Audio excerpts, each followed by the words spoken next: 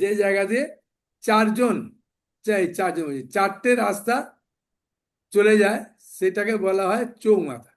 সেই চৌমাথাতে ওর বাবা কয়েকজন বন্ধু বসে আছে। হঠাৎ একজন বলছেন, এ বসু শর্মা, বসু শর্মা, দেখ দেখ দেখ তোর ছোট ছেলেটা, দেখ রে কি অবস্থা। তখন দেখছে তার ছোট ছেলে একটা নিচু জাতের মেয়ের কাঁধে হাত দিয়ে হেলে দুলে যাচ্ছে। তাই এখান থেকেও ভালো শিক্ষা, যখন ছেলে মেয়ে কোনো দুষ্টুমি করবে, যে তাকে ভালোবাসে তার মাধ্যমে একমাত্র তাকে সংশোধন করা যাবে, অন্য কারো মাধ্যমে যাবে না। তাই ওর বাবার প্রচন্ড রাগ হয়েছে। ওর বাবা ছেলেকে বলেনি, এসে সুশীলাকে বলছে, তার স্ত্রীকে, শোনো, তোমার ওই ছোট ছেলেকে আমি ত্যায্য পুত্র করে দেবো, ঘর থেকে বার করে দেবো। কারণ তোমার ছোট ছেলে দেখছি নিচু জাতের একটা মেয়ের কাঁধে হাত দিয়ে হেলে দুলে যাচ্ছে, আমার কি সম্মান নষ্ট করলো। তাই তুমি যদি শাসন না করবে, আমি বলে দিচ্ছি ছোট ছেলেকে আমি ঘর থেকে বার করে দেবো। কাকে বললো? ওর মাকে বললো, মানে ওর স্ত্রীকে।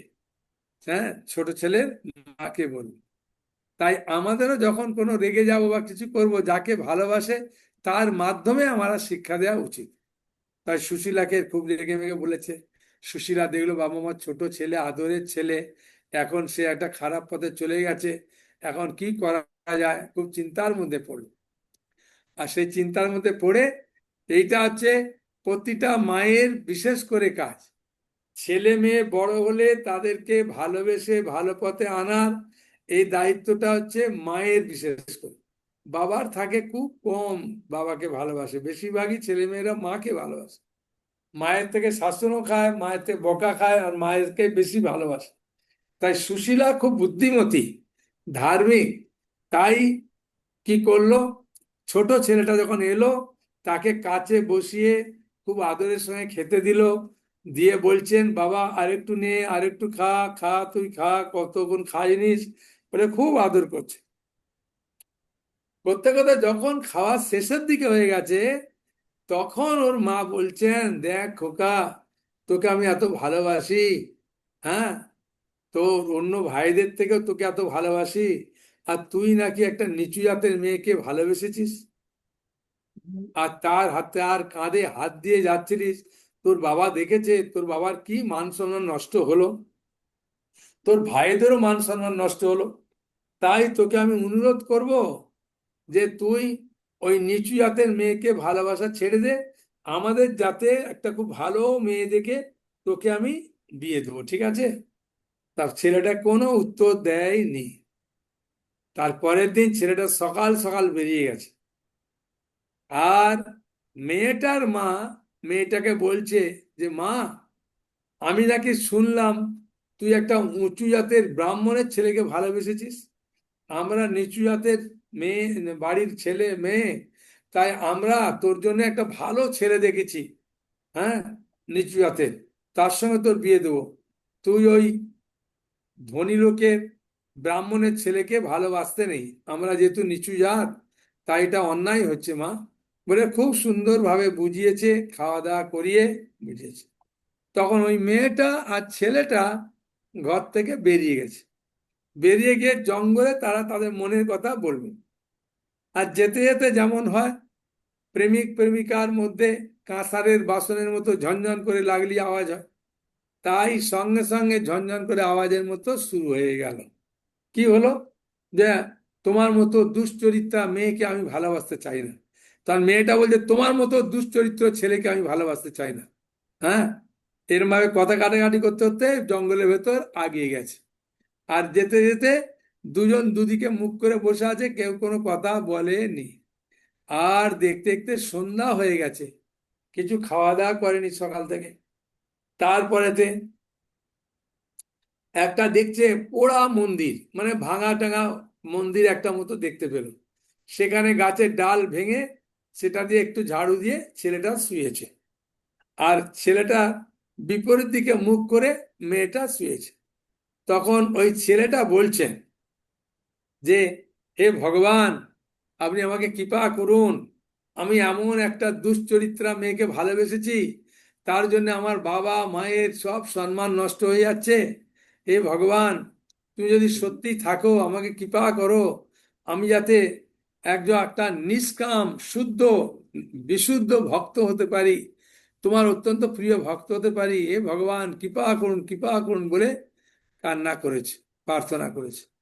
আর মেয়েটা অন্যদিকে মুখ করে বলছেন, ভগবান তুমি এমন এমন একটা ছেলেকে আমি ভালোবেসেছি, ওই রকম ছেলেকে আমি ভালোবাসতে চাই না, তুমি কৃপা করো, আমাকে এমন একটা শরীর দাও যাতে তোমার নাম গুণগান করি, আমাকে দেখতে যেন খুব সুন্দরী হয়, হ্যাঁ, বলে প্রার্থনা করেছে। এই কাহিনী কে বলছে?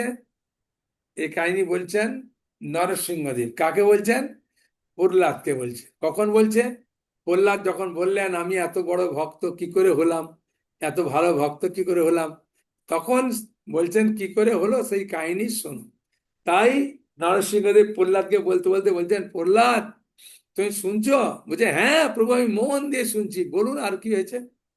বলছে তারপরের জন্মে সেই যে বসু শর্মার ছেলেটা, হ্যাঁ, দেহটা ত্যাগ করলো, তারপরে সে একটা বিরাট বড় ভক্ত হয়ে গেল। বলে প্রভু তাই? সেই ভক্তটার নাম কি? তখন নরসিংহদেব আমার হাতটা নিয়েছে আর মাথায় এরম করে মেরে বলছে সেই ছেলেটার নাম হচ্ছে প্রহ্লাদ। বুঝে ও প্রভু, প্রভু আমি কি সেই বসু শর্মার ছেলে ছিলাম? বলছে হ্যাঁ। আমার মায়ের নাম সুশীলা ছিল? বলছে হ্যাঁ হ্যাঁ। প্রভু আমি সেই একটা মেয়েকে ভালোবেসেছিলাম, প্রভু তাহলে মেয়েটার কি গতি হলো? দেখুন, ভালোবাসা থাকলেও সেই মেয়েটার প্রতি একটা লোভ আছে এখনো। দেখ, প্রহ্লাদ জিজ্ঞাসা করছে মেয়েটার কি গতি হলো, তখন বলছে সেই মেয়েটা অপ্সরা হলো, অপ্সরা। হ্যাঁ, আর সে অপ্সরা হতে ভগবান নাম গুণগান করলো, পরে সে ফিরে গেল। বলছি ও প্রভু তাই? প্রভু আমি তাহলে সেই ছেলেটা ছিলাম? বলছে হ্যাঁ সেই ছেলেটা তুমি ছিলে। যেদিন তুমি এটা উপবাস করেছিলে, জঙ্গলে গিয়ে তোমার প্রেমিকার সঙ্গে কথা বলছিলে না, ওই দিন ছিল নৃসিংহ চতুর্দশী। হ্যাঁ, আর সারাদিন খেলে না, রাত্রির উপবাস করলে, রাত্রি জাগরণ করলে, ঘুম তো তোমাদের কারুই হলো না। সেই জন্য ও ইচ্ছা করেছিল অপ্সরা দেহ পাবে, সুন্দরী দেহ পাবে, গান শোনাবে, তো অপ্সরা দেহতে গান শোনায় আর সুন্দরী দেহতে আনন্দ করে। আর তুমি বলেছিলে আমি তোমার শুদ্ধ ভক্ত হতে চাই, নিষ্কাম ভক্ত হতে চাই, তোমার সেবা করতে চাই, হ্যাঁ, তাই তুমি প্রহ্লাদ তুমি হয়ে গেলে। বললো ও প্রভু তাই তাই? বলছে হ্যাঁ। বলছে আমার এই উপবাস যদি কেউ জ্ঞাত সারে করে, অজ্ঞাত সারে করে, কোনো কারণে যদি এই উপবাস সুন্দরভাবে পালন করে, আমার কাছে প্রার্থনা করে, হ্যাঁ, তাহলে সে আমার এরকম প্রিয় ভক্ত হয়ে যাবে। সেই প্রহ্লাদ মহারাজ এর এই কাহিনী থেকে আমরা শিক্ষা লাভ করতে পারছি যে এই নরসিংহ চতুর্দশী যদি আমরা সুন্দর করে পালন করি এবং নিষ্ঠা সহকারে ভগবানের নাম গুণগান করি, ভগবানের কাছে প্রার্থনা করি, তাহলে ভগবান আমাদের প্রতি এত প্রীত হবে, এত আমাদেরকে ভগবান ভালোবাসে। সেই প্রহ্লাদ মহারাজ যে জীবনী থেকে এই নৃসিংহ চতুর্দশীর দিনে আমরা প্রার্থনা করতে পারি। এখন মনে প্রশ্ন আসবে, প্রভু প্রহ্লাদ হওয়ার পরেই তো নৃসিংহদেব আবির্ভাব হলো, সেই জন্য তো আমরা নৃসিংহ চতুর্দশী পালন করি না। এই তিথিটা ভগবানের নিত্য তিথি। আর এই ভগবান সবসময়ের জন্য নৃসিংহ একটা লোক আছে, সেই লোকে ভগবান থাকেন। যেমন রামচন্দ্র ভগবান সবসময় অযোধ্যার লোকে আছেন, ভগবান বিষ্ণু বৈকুণ্ঠ লোকে আছেন, চৈতন্য মহাপ্রভু গোলক বৃন্দাবনের শ্বেতদ্বীপে আছেন, কৃষ্ণচন্দ্র ভগবান, হ্যাঁ, সেখানে মথুরা বৃন্দাবন দ্বারকায় আছেন সবসময়। তো ভগবানের এই লীলা যখন ইচ্ছা করেন তখন ওই ধাম থেকে এসে আসে, আবার লীলা শেষ হয়ে যায়, আবার ওই কোয়ার্টারে চলে যায়। যেমন আমরা চাকরির সূত্রে কোথাও যাই, চাকরি যাই খতম হয়ে যায়, তখন আমরা আবার ফিরে আসি কোয়ার্টারে। সেরকমভাবে নরসিংহদেব তার নিত্য লীলা সবসময়ের জন্য চলছে। কোথায়? কোথায় চলছে?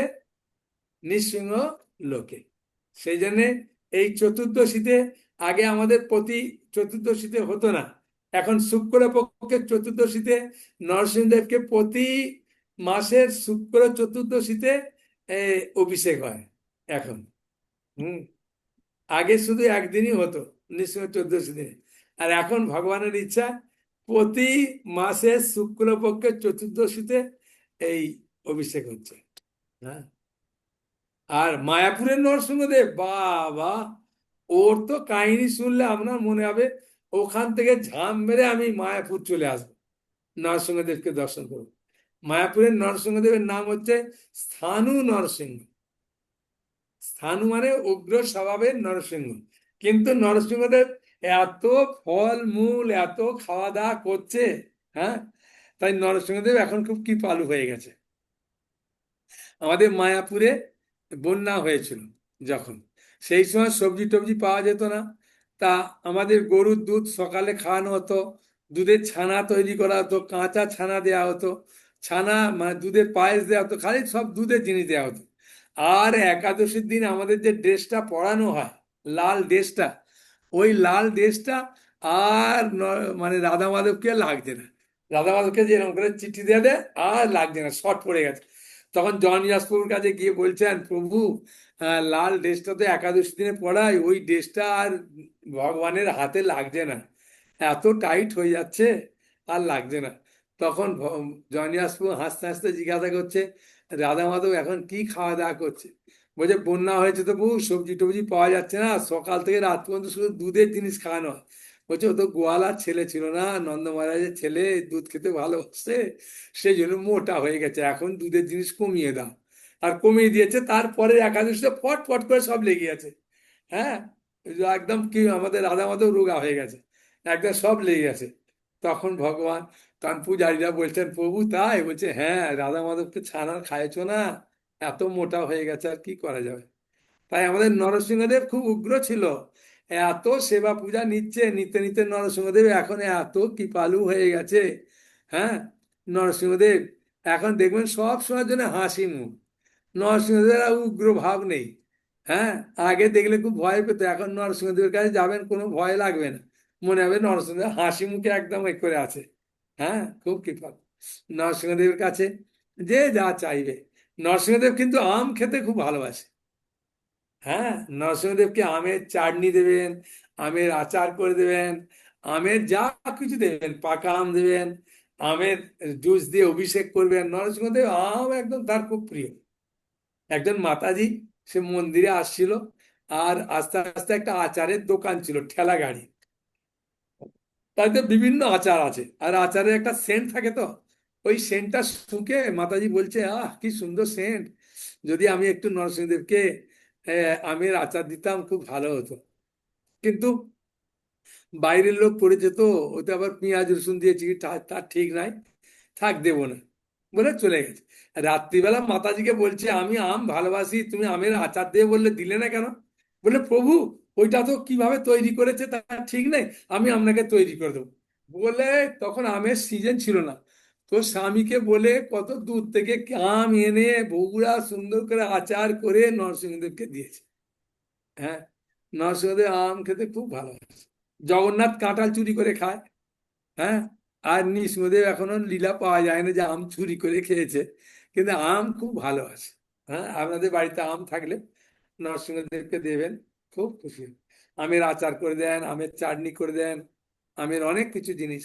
হ্যাঁ, অনেক মাতাজি আছে, আমের অনেক কিছু জিনিস তৈরি করে বয়নে রেখে দেয়। আর যখন বাড়িতে রান্না করার কিছু নেই, তখন ওই অন্য কিছু একটু দু একটা সবজি দিল, দিয়ে একটা আচার অন্যের উপরে দিয়ে দিল, বললো প্রভু খেতে ভালোবাসেন, খান। কৃষ্ণচন্দ্র ভগবান তো আচারের কোয়ালিটি প্রচুর। আমাদের জনি দাসবাবু বলছিলেন, হাতের আঙুলের ফাঁকে ফাঁকে, এরম ফাঁকে ফাঁকে রেখে দেবে, এরম ফাঁক আছে, এরম ফাঁকের ভেতরে রাখবে, আর এরম করে অন্ন খাবে, করে একটু করে কামড়াবে। হ্যাঁ, আর লঙ্কার আচার আছে, তারপরে আমের আচার আছে, তারপরে বিভিন্ন রকম ভাবে আরো অনেক কিছুর আচার এরকম হাতের মানে আঙুলের ফাঁজে মাঝে রাখতো কৃষ্ণ। হ্যাঁ, আমাদের জনিয়াসু এত আনন্দে দেখায় যে কৃষ্ণের ভাবে একটু খাবে আর এরকম করে কামড় দিয়ে খাবে। হুম। তো একদিন উম, ভগবান কৃষ্ণ তার মাকে বলছে, রাত্রিবেলাও কৃষ্ণ কিন্তু ভাত খায়, বুঝছেন, রুটি খায় না। হ্যাঁ, বুঝেছেন। তা কৃষ্ণচন্দ্র ভগবানকে মা যশোদা দুধ ভাত দেওয়ার ইচ্ছা, যে দুধ ভাত এরকম কিছু দেবে।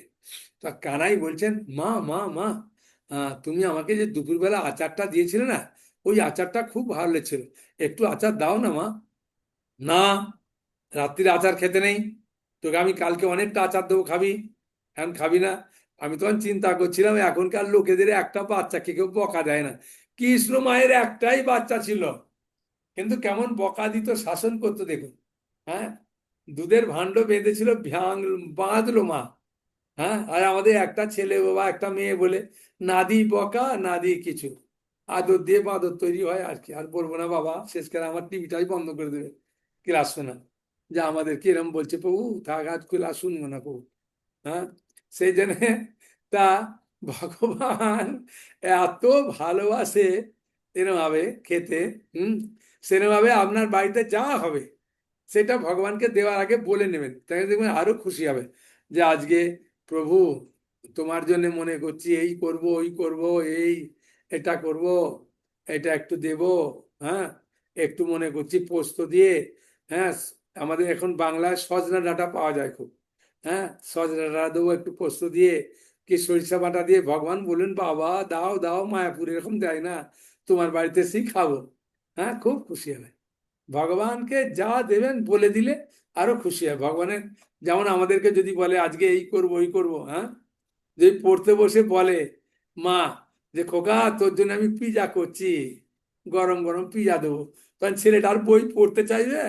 মা, মা পিজা হলো, মা পিজা হলো, করবে কি না? সেরকম আপনি যখন বলে দেবেন, তখন ভগবান খালি বলবে, কি রান্না হলো, রান্না হলো মা, তাড়াতাড়ি করো, আমার খেতে খুব ইচ্ছা করছে, তুমি যা বলেছো আইটেম। খুব খুশি হয়। তাই নরসিংহদেব ভগবান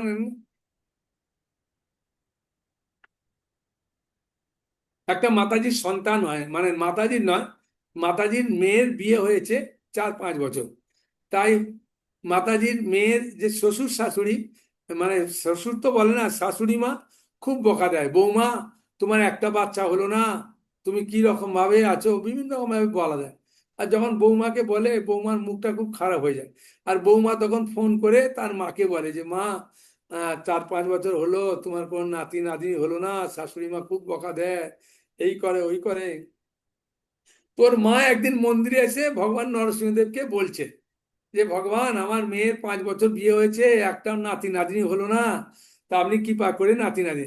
আর নরসিংহদেব গলা থেকে একটা ফুল ফেলে দিয়েছে। আর পঙ্কজাণী বউ দেখে বলছেন, আচ্ছা, পঙ্কজাণী বউ তো ইংরাজিতে বলে, তো ইংরাজিতে বলছে কেউ বুঝতে পারছে না, পঙ্কজাণী বউ একটু একটু বাংলা বলে। বলছে, কেউ কোনো প্রার্থনা করেছিলে? তখন ওই মাতাজি দূরে দাঁড়িয়েছিল, বলছে হ্যাঁ হ্যাঁ, আমার আর একটা মেয়ের বাচ্চা হয়নি, একটা বাচ্চার জন্য প্রার্থনা করেছিল। বলে এই ফুলটা দিলাম, এই ফুলটা জলে ডোবাবে, আর ওই জলটা তোমার মেয়ে নাতি মেয়েকে খেতে বলো। আর এ করেছে, 1 বছর না 1.5 বছর বা 2 বছর বাদে সেই নাতিকে নিয়ে, জামাইকে নিয়ে, মেয়েকে নিয়ে এসেছে। আর এসে ওই পূজারীকে খুঁজছে, আর পূজারীর নামও জানে না, কিছু জানে না, খালি বলছে ফর্সা পূজারী, ফর্সা পূজারী। হ্যাঁ, বলছে ফর্সা পূজারি, তো ফর্সা তো অনেকই আছে। হ্যাঁ, যদি বলতো বিদেশি পূজারি তাহলে জানতে পারতো, তাও জানতে পারছে না। তারপরে খুঁজতে খুঁজতে হঠাৎ পঙ্কজানি প্রভু এসেছে, বলছে এই তো এই পূজারিটা দিয়েছিল আমাকে ফুলটা।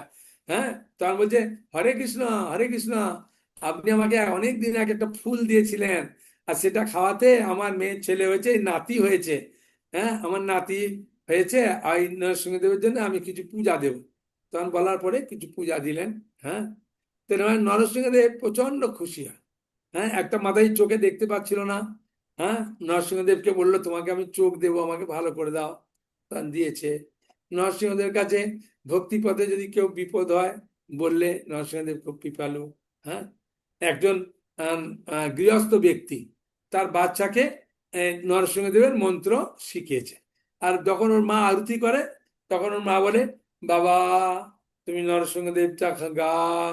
তখন বাচ্চাটা বলে, মা, নমস্তে নরসিংহায়।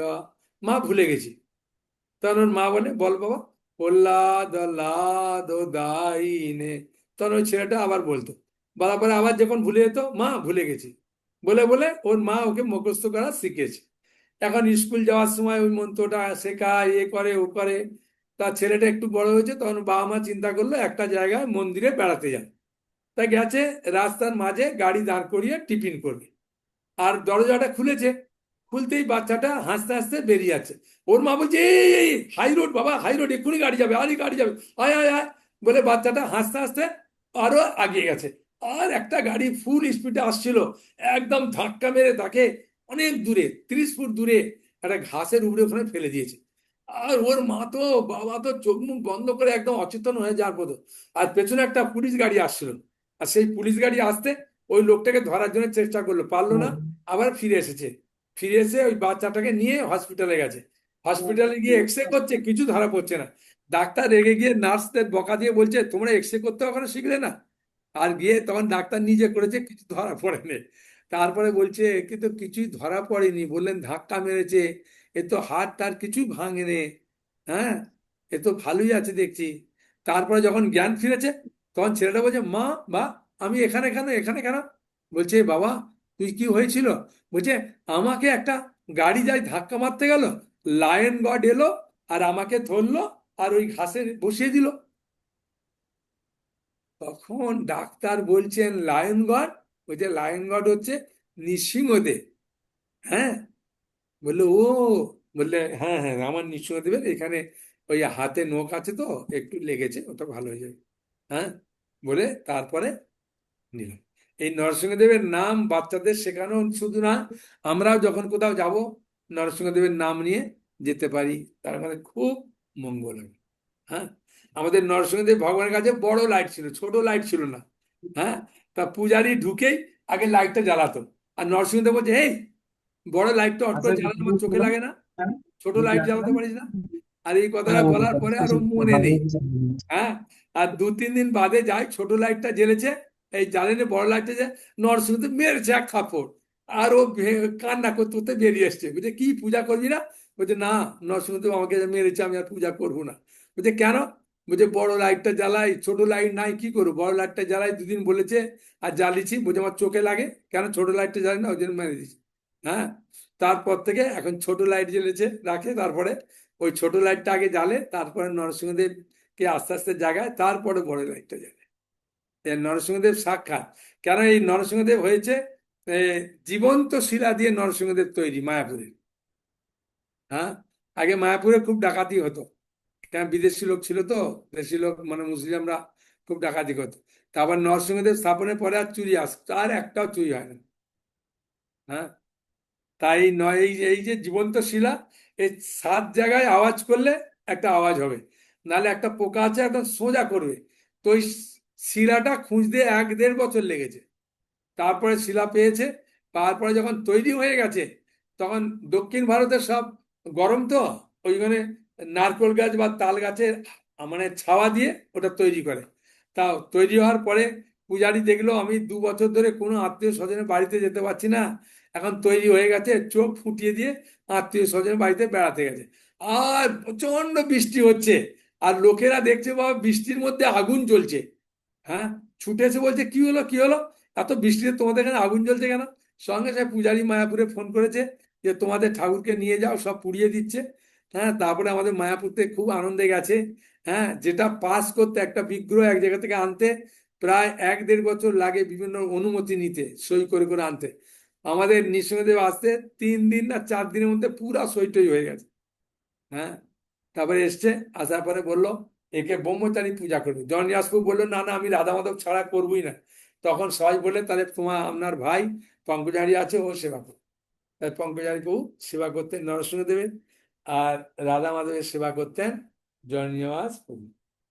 কারো কোনো প্রশ্ন আছে? 4:26 হয়ে গেছে, বলুন কোনো প্রশ্ন থাকলে। হরে কৃষ্ণ কৃষ্ণ কৃষ্ণ হরে হরে, হরে রাম রাম রাম হরে হরে, হরি বল। সকালে ভালো থাকুন, আনন্দ থাকুন, বলুন কোনো প্রশ্ন।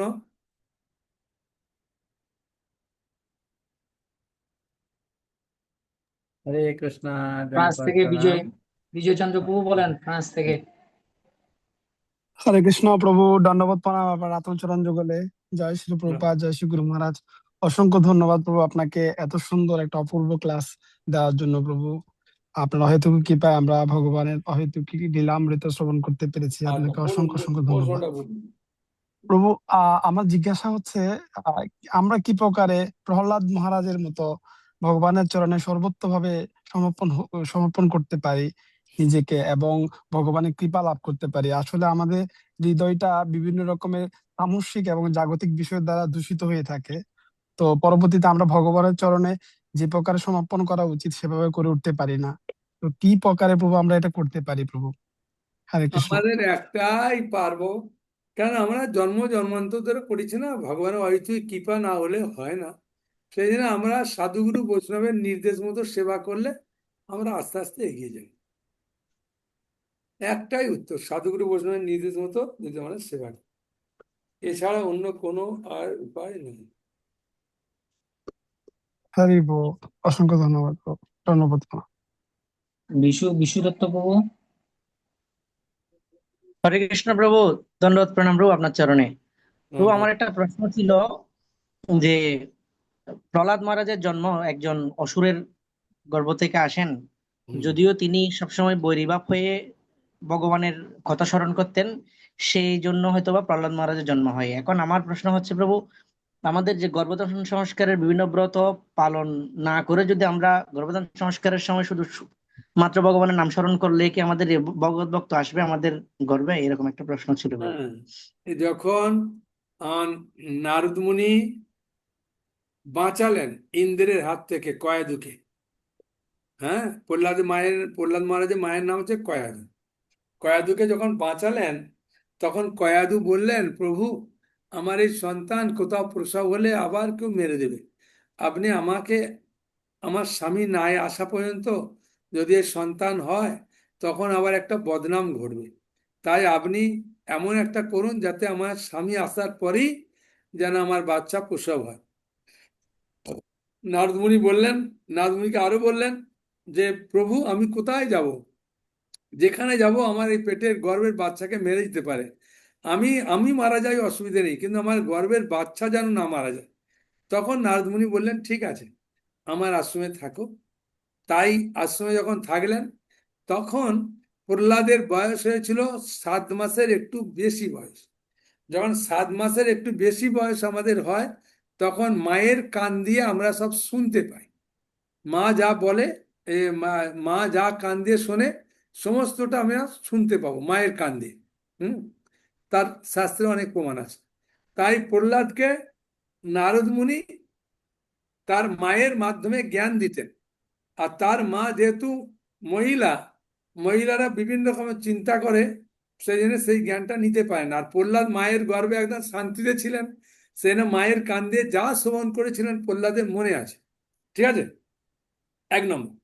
2 নম্বর পয়েন্ট হচ্ছে, যখন এই প্রহ্লাদ মাতৃগর্ভে আসেনি, তখন তার বাবা মন্দারাচল পর্বতে তপস্যা করতে গিয়েছিলেন। আর নারদ মুনি সেখানেতে টিয়া পাখির রূপ ধারণ করে নারায়ণ নারায়ণ নারায়ণ উচ্চারণ করছিলেন। তাই হিরণ্যকশিপুরের ধ্যান ভঙ্গ হয়ে গেল, যে আমার শত্রুর নাম এখানে কে করছে। দেখছে একটা সুখ পাখি করছে, আর সুখ পাখিকে কি বলবে একটা পাখিকে। তাই ধ্যান ভঙ্গ হতেও বাড়িতে ফিরে এলো। বাড়িতে ফিরে আসতে কয়াদু জিজ্ঞাসা করলেন যে, আপনার তপস্যা সিদ্ধি লাভ না করে আপনি ফিরে এলেন। বললেন, আর বলো না, একটা টিয়া পাখি, হ্যাঁ, সে নারায়ণ নারায়ণ নারায়ণ বলে যাচ্ছে। আমার শত্রুর নাম শুনে আমার ধ্যান ভঙ্গ হয়ে গেল, সেজন্য এলাম। আমি অনেকদিন তোমার সঙ্গ করিনি, তাই এখনই তোমার সঙ্গ করব। তাই কয়াদু চিন্তা করলেন যে, আমার স্বামী তো অসুর আছে, তাকে কি করে আমি সুবুদ্ধি দিতে পারি, আমার কথা তো শুনবে না। তাই যখন, ভালো করে শুনুন, হিরণ্যকশিপুরের শক্তি যখন কয়াদুর গর্ভে প্রবেশ করছেন, তখন কয়াদু তার ঠিক কয়েক সেকেন্ড আগে বললেন, প্রভু, কি জন্য তপস্যা ভেঙে গেছে। তাই হিরণ্যকশিপুর কয়াদুর গর্ভে যখন তার শক্তি প্রয়োগ করছে, নারায়ণ নারায়ণ নারায়ণ বলে 3বার উচ্চারণ করেছিলেন। এটা কয়াদু বুদ্ধি করে তার স্বামীর মুখ দিয়ে বার করার জন্য এই চতুর বুদ্ধিটা করেছিলেন। এবং নারায়ণ নারায়ণ বলে যখন কয়াদুর গর্ভে হিরণ্যকশিপুরের শক্তি গেল, তারপরে প্রহ্লাদের জন্ম হলো। সেই জন্য আমাদের চেতনাটা যদি ভালো থাকে, গর্ভধান সংস্কারও দরকার নেই। অনেকে প্রশ্ন করে, প্রহ্লাদ মহারাজ তো গর্ভধান সংস্কার হয়নি, তাহলে এত ভালো ভক্ত হলো কি করে? ওর পেছনে এই গোপন রহস্যটা ছিল। ঠিক আছে। হরে কৃষ্ণ। আর কারো প্রশ্ন? হরে কৃষ্ণ প্রভু, বলুন। আহ, আমি আমাদের আর 3-4টে প্রশ্ন উত্তর দেবো, বলুন। প্রভু, যে এই এই আমাদের এই 5টা হাত তুলে যে 5টা প্রশ্নের উত্তর দেবো। ওকে ওকে অপরমায় নিত্যানন্দ প্রভু বাহারেন। বলুন। হরে কৃষ্ণ, দণ্ডবত প্রণাম প্রভু, আপনার শ্রীচরণ কমলে প্রভু। আমরা খুবই আনন্দিত আপনার শ্রীমুখ থেকে এত সুন্দর ভগবানের লীলা মহিমা শ্রবণ কীর্তন আচ্ছা, কি শ্রবণ করে। প্রশ্নটা বলুন, প্রশ্নটা বলুন। প্রভু, আমি বলছিলাম যে আমরা পরিক্রমা মার্গে যে নৃসিংহদেবের একটা লীলা আছে, যেখানে ভগবান নৃসিংহদেব সাক্ষাৎ এসে হাত ধুয়েছিলেন। তো কৃপা করে যদি এটা একটু বলেন মহারাজ। আচ্ছা।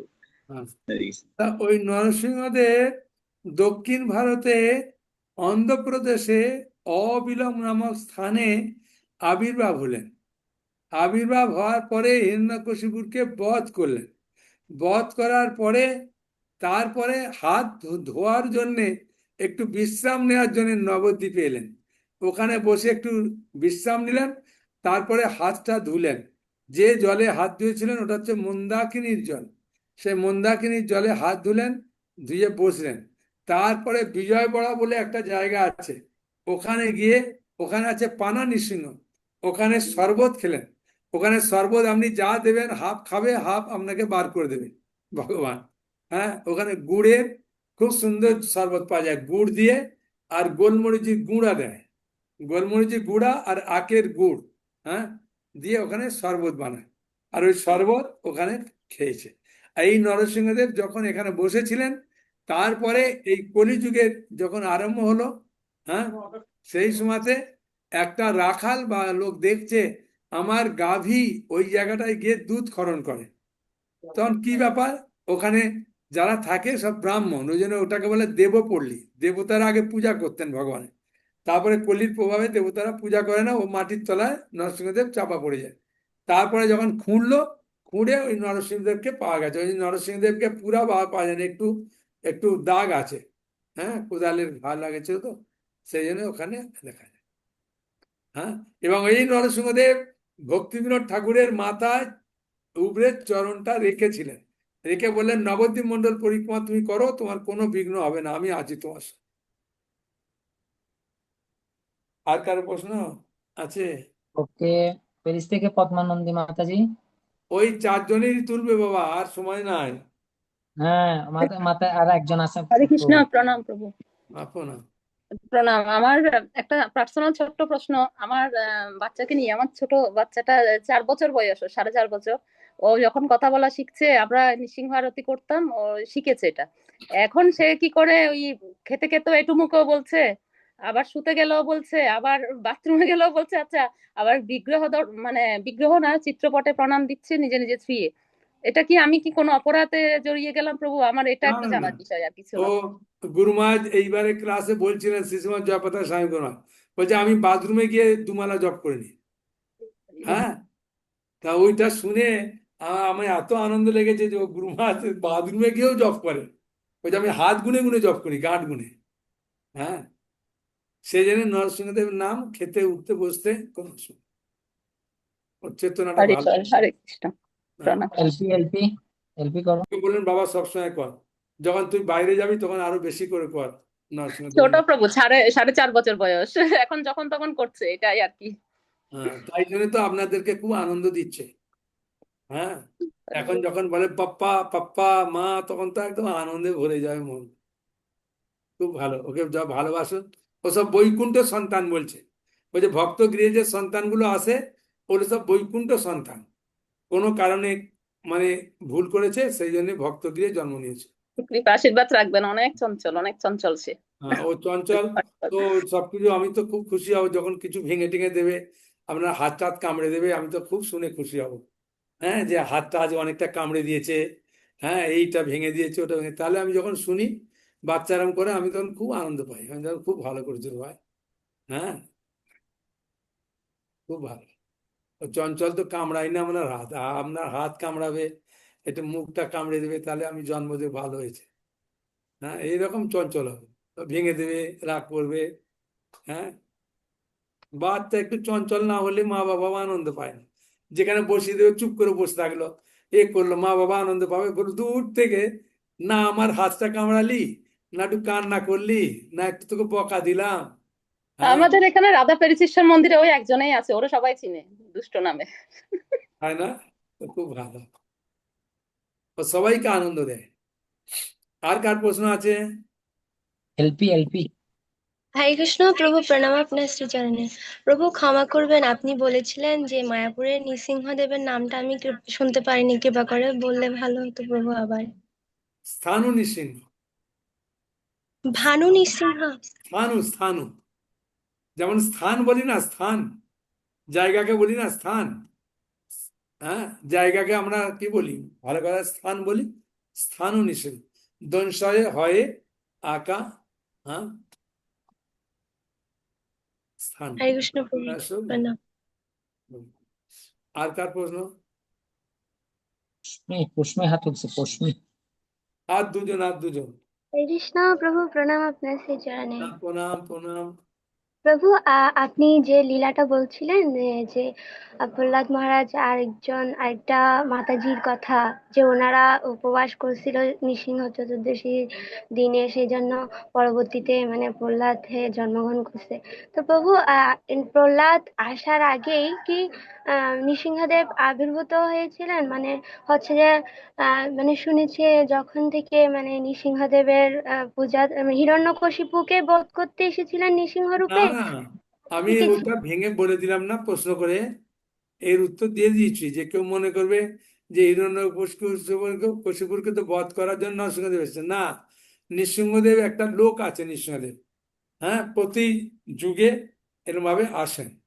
হ্যাঁ, এবারে প্রহ্লাদকে কেন্দ্র করে আর হিরণ্যকশিপুরকে কেন্দ্র করে এসেছে। যেমন মহারাজ প্রভু? বৈকুণ্ঠ লোক আছে, অযোধ্যার লোক আছে, ভগবান রামচন্দ্র যখন আসেন তখন ওই লোক থেকে আসে। আবার বললাম না, কোয়ার্টারে ফিরে যায় বলেছিলাম। আর দুজনের প্রশ্ন বল। হরে কৃষ্ণ প্রভু, প্রণাম। প্রণাম। আর দুজন আছে। লাস্ট প্রশ্ন আমাদের মিতালি নন্দিনী জাহ্নবী দেবী দাসী। এই এই ফ্রান্সে এখন কখন কত বাজে?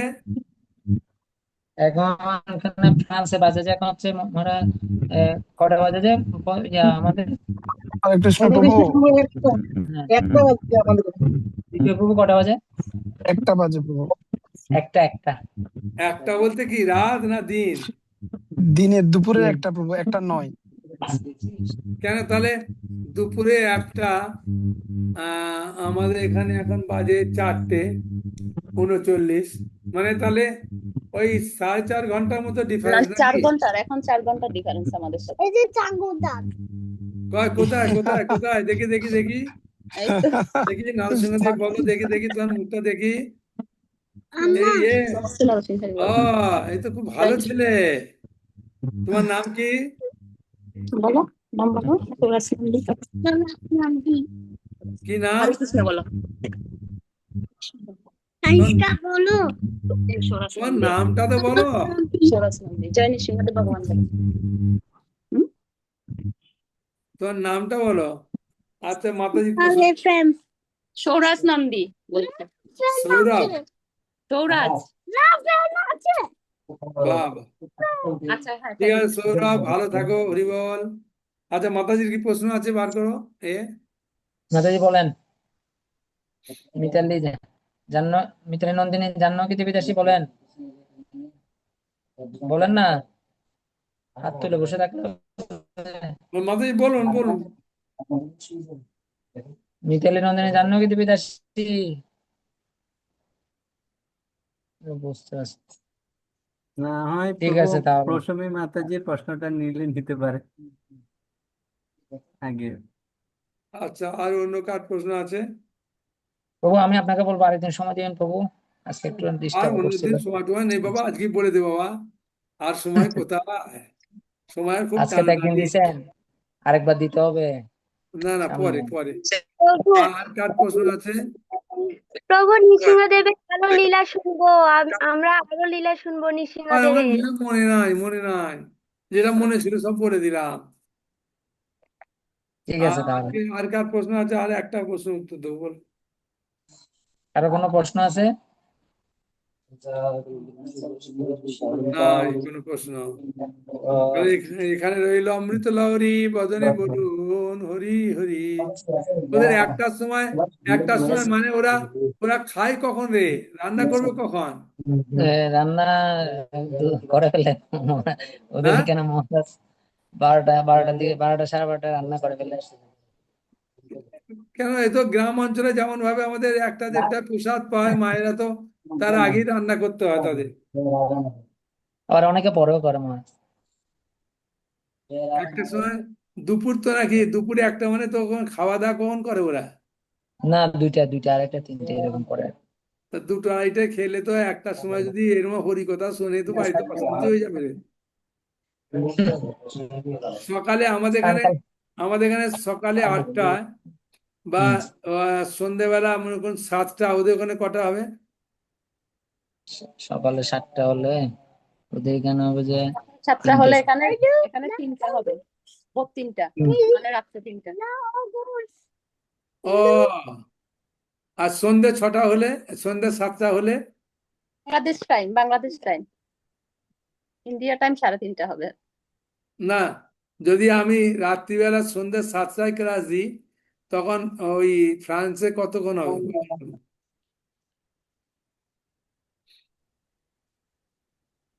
হ্যাঁ, তখন এখানে তখন সন্ধ্যা, ওখানে সন্ধ্যা 7টা হলে এখানের বিকাল হবে, এখানের বিকাল মানে বাংলাদেশ 4টা আমাদের হবে। টাইম বিকাল 4টা। 4টা না, সরি, 3টে 3টা হবে, 3টা। 3টে হবে 3টে। বিকাল 3টে। 3টা বাংলাদেশ টাইম, 3টা ইন্ডিয়ান টাইম 3:30 হবে, মানে বাংলাদেশ টাইম 7টা হলে আর ইন্ডিয়ান টাইম হবে এখানে না, ফ্রান্সে কত? ফ্রান্স টাইম 4টা হবে। ফ্রান্স থেকে কতজন শুনছে? ফ্রান্স সরি, থেকে আসে মহারাজ। হ্যাঁ? না, ফ্রান্স থেকে কতজন শুনছে? ফ্রান্স থেকে? আজ থেকে 20-25 জন হবে। আর দুবাই নাকি আবু দুবি নাকি আর এগুলো দুবাই, আবুধাবি, বাহরাইন ওখানে কজন শুনছে? সব মিলে আছে কতজন দেখি দাঁড়ান। আছে হচ্ছে 76। আর গুলো হচ্ছে সব ফ্রান্স, আবুধাবি, দুবাই, কাতার এরকম, আর ওদের ফ্যামিলি। না, এমন একটা সময় করতে হবে যাতে ওদের রান্না খাওয়া দাওয়ার অসুবিধে না হয়, নাহলে না একটার না সময় কেউ ম- দুপুরে শুনতে চাইবে। না, মানে এই টাইমটা হচ্ছে আমাদের সমস্যা নাই, কমলাপতি বাবু, আমাদের সমস্যা নাই। এই টাইমটা হচ্ছে ওদের জন্য ফিক্সড। এই একদিন টাইমটা আমাদের ওদের জন্য সমস্যা নাই, একদিন একটু পিছিয়ে গেলে সমস্যা হবে না আমাদের। আপনারা আসবেন, আমাদেরকে একটু শোনাবেন শাস্ত্র কথা, এটাই অমৃত আমাদের কাছে।